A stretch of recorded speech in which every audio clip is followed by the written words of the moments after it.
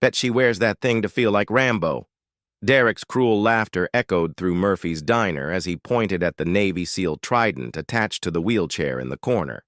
His beer bottle hit the polished metal badge with a sharp clink. The diner went silent. 42-year-old Margaret Harrison rolled her wheelchair back to the table, her light brown eyes calm as winter steel. The college boys had no idea what they'd just done.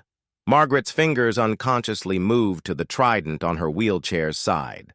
The small circular badge caught the afternoon light streaming through the diner's windows. She had polished it that morning, as she did every morning, until it gleamed like a mirror. The weight of it against her palm was familiar, comforting. Most people saw a piece of metal. She felt the echo of every mission, every brother who hadn't made it home. Sarah, the young waitress with nervous eyes, had been watching the woman in the corner for weeks. She came in every Tuesday at 2:30 p.m., ordered black coffee and a blueberry muffin, and sat at the same table. Always alone, always quiet. But today felt different. Today, the 3 college boys from the state university had been drinking since noon, getting louder and meaner with each beer. Sarah could feel the tension building like a storm. The way the woman's hand moved to that shiny badge on her wheelchair. Sarah had never seen anything like it. It looked official, important, like something you couldn't just buy. Before we continue, where are you watching from today? This story means more when I know who's listening. I read every comment. Really. Murphy's Diner wasn't just a place to eat. It was where Margaret had come the day she got out of the hospital, where she'd sat for 3 hours staring at her coffee, trying to figure out how to live in a world that moved on 2 legs when you only had wheels. The owner, Murphy himself, had been a Marine in Vietnam. He'd seen the trident, understood what it meant, and never once asked questions, just refilled her coffee and let her sit. That was 2 years ago. Kevin Murphy had been buzzing tables when the woman first started coming in. He was 16, all elbows and curiosity, and he'd noticed things, like how she always sat facing the door, how her eyes swept the room every time someone new walked in, how she positioned her wheelchair so she could move quickly in any direction. His dad had told him she was military. "Show respect," Murphy Sr. had said, "and keep those college boys away from her table." But today, his dad was in the back office and Kevin was watching Derek and his friends get drunker and stupider by the minute. Lisa Chen had been managing Murphy's for 5 years.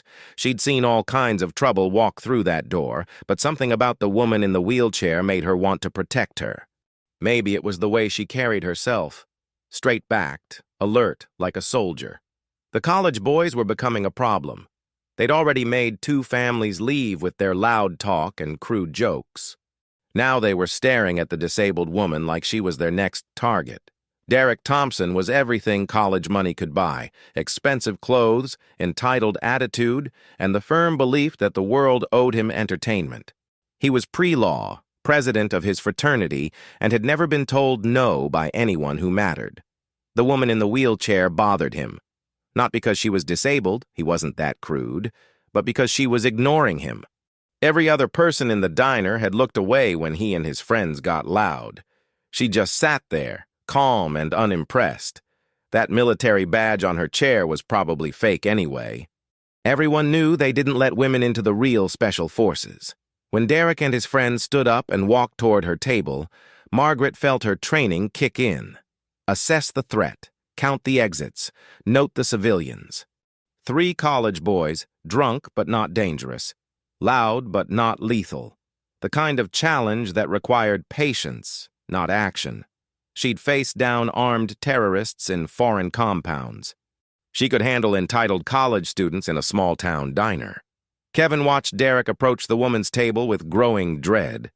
He'd seen this before: rich kids who thought they could do whatever they wanted because daddy paid their bills. But this woman wasn't like the others Derek had bothered. There was something in her eyes, something that reminded Kevin of his father when he talked about Vietnam. A stillness that spoke of violence held in check. "What's the matter, lady?" Derek said, leaning against her table. "You too good to laugh at a joke?" Margaret looked up at him, her light brown eyes steady and unblinking. "I'm fine," she said, her voice low and calm. Derek's friend Brad pointed at the trident. Nice costume jewelry. You buy that at a military surplus store? The third friend, Tyler, laughed. Maybe she thinks she's G.I. Jane. Somalia, 2019, Operation Neptune's Thunder. Margaret could still feel the sand in her teeth, still smell the smoke and cordite that had filled the air for 6 straight days. The hostage rescue had gone sideways from the beginning. Intelligence was wrong. Enemy numbers were double what they'd expected. Her SEAL team was pinned down in a compound with nowhere to go and 23 American civilians counting on them to get home. Sarah had never seen anything like the look that crossed the woman's face when the college boys started touching her wheelchair. It wasn't fear, it wasn't anger. It was something far more dangerous, the look of someone deciding how much restraint to use. Sarah found herself reaching for her phone, though she didn't know who she'd call. The police seemed both too much and not enough for whatever was happening at table 7. You know what I think? Derek said, putting his hands on Margaret's wheelchair armrests. I think you're one of those stolen valor freaks, pretending to be something you're not.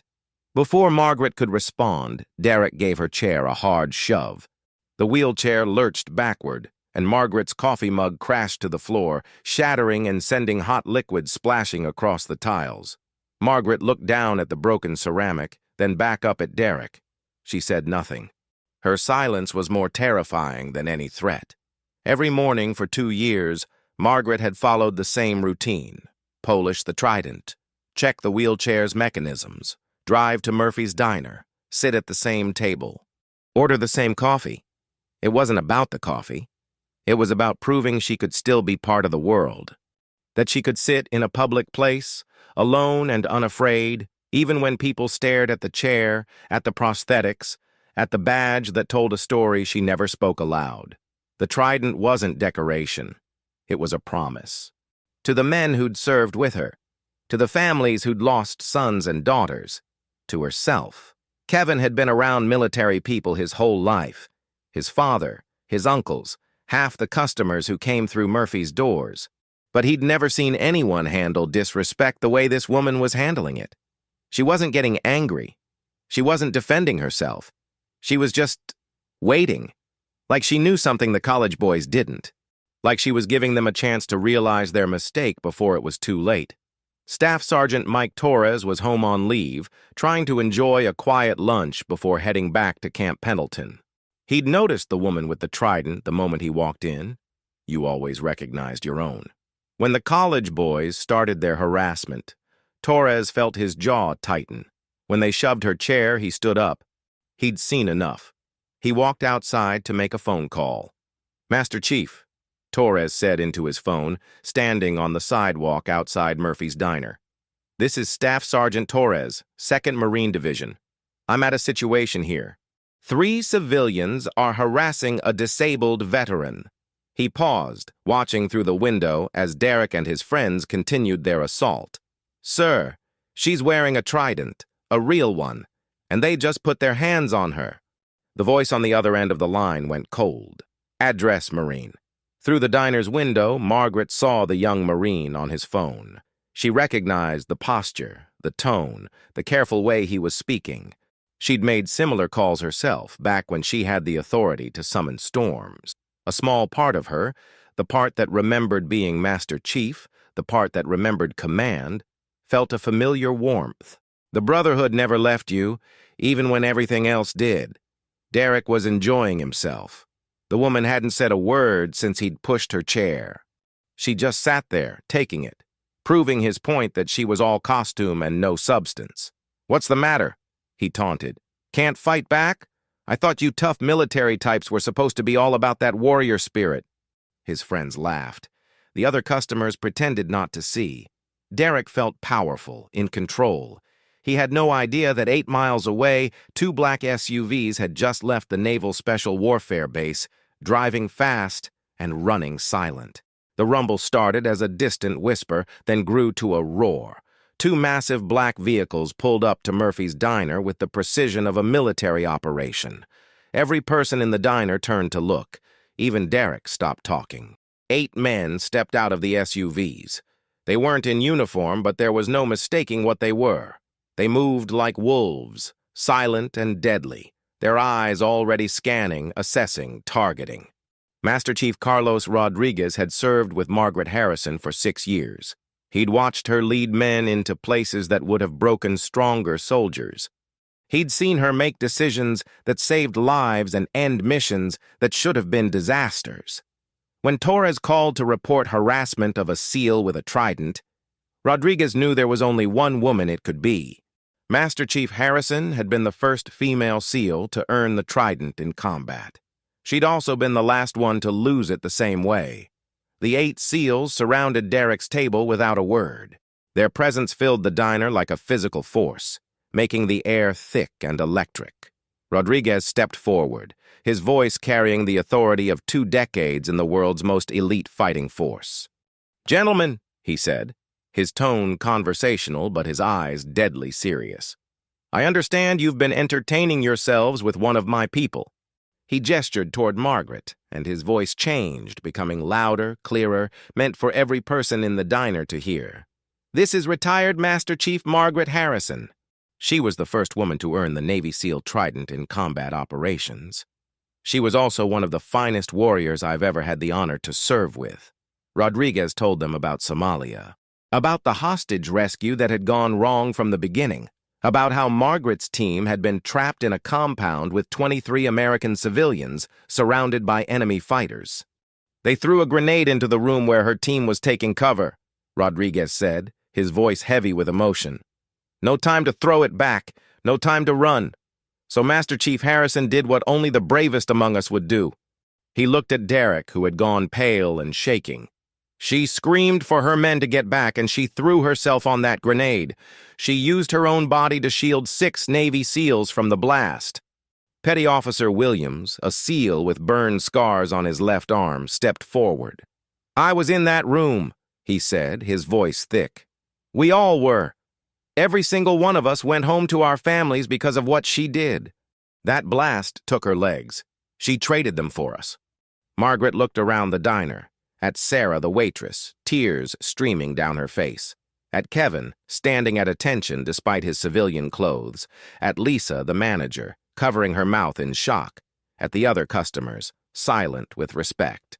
This wasn't how she'd wanted her story told, but maybe it was how it needed to be told. Rodriguez turned back to Derek, who was now trembling with the full weight of his mistake.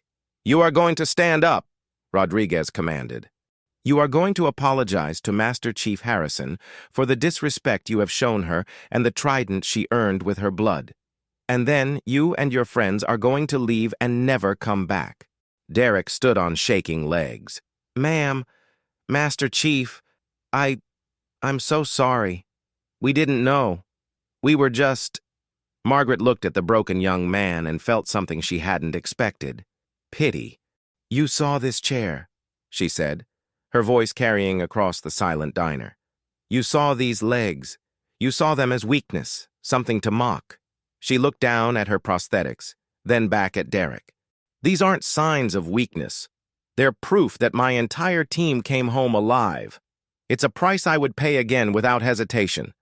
Derek and his friends threw money on the table and practically ran from the diner, their faces burning with shame. The door's bell chimed mockingly as they fled. The moment they were gone, the diner exhaled collectively. Murphy himself came out of the back office, took one look at the scene, and immediately announced that Master Chief Harrison would never pay for another meal at his establishment. The 8 SEALs pulled chairs around Margaret's table, forming a protective circle. For the first time in 2 years, Margaret wasn't alone at Murphy's diner. They didn't talk about Somalia. They didn't talk about the mission that had cost her legs. Instead, they talked about the present, their families, their deployments, the new recruits who reminded them of younger versions of themselves. They were family, forged in fire and bound by sacrifice. And family always takes care of their own. Torres, the Marine who had made the call, approached the table and stood at perfect attention. He rendered a sharp, respectful salute to Margaret, who returned it with the precision of her years in command.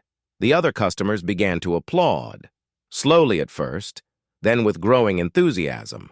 It was the sound of a community recognizing a hero they'd had among them all along. As the afternoon wore on and the SEALs prepared to leave, Rodriguez made Margaret a promise. "This place is under our protection now," he said. "Any time, any threat, any problem, you call us. We'll come." Margaret nodded, understanding. The trident on her wheelchair wasn't just a symbol of past service. It was a beacon, a call sign that would always bring her family running. As the black SUVs pulled away from Murphy's diner, Margaret sat in her usual spot, surrounded by the warmth of recognition and respect. Sarah brought her a fresh cup of coffee, on the house, of course, and Kevin cleaned up the broken ceramic without being asked. Margaret looked down at the trident on her wheelchair. It caught the late afternoon light just as it had that morning when she'd polished it. But now it seemed to shine brighter, reflecting not just the light from the windows, but the light of a community that finally understood what it represented. For the first time in 2 years, Master Chief Margaret Harrison was truly home. If this story stayed with you, type "honored" in the comments. Stories like Margaret's remind us that heroism isn't about the battles we win. It's about the prices we're willing to pay for others. And if you haven't subscribed yet, this is your quiet reminder.